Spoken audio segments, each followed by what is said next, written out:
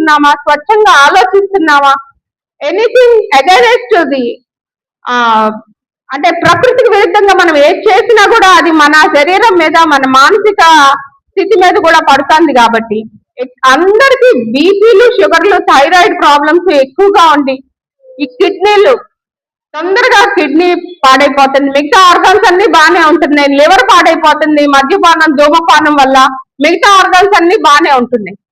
అంటే క్లిష్ట పరిస్థితుల్లో, అత్యవసర పరిస్థితుల్లో ఆర్గాన్ ట్రాన్స్ప్లాంట్ చేయాలి, ఆర్గాన్ హార్వెస్ట్ చేయాలి, ఆర్గాన్ ని ట్రాన్స్పోర్ట్ చేయాలి, సేఫ్ గ్రీన్ కారిడార్స్ ఉండాలి. ఇదంతా ఒక చాలా పెద్ద ప్రాసెస్.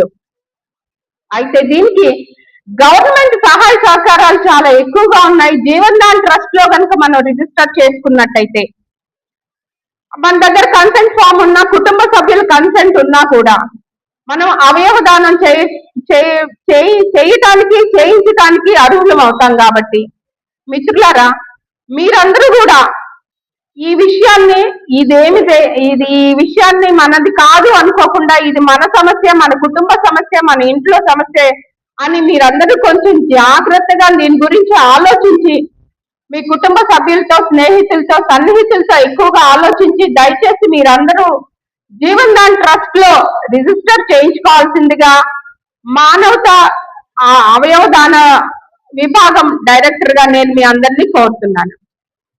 అయితే మనం ఇప్పుడు ఓన్లీ ఆర్గాన్స్ ఏనా, టిష్యూస్ కూడా, అంటే national organ and tissue transplant organisation అనేది ఒకటి ఉంది నోటో.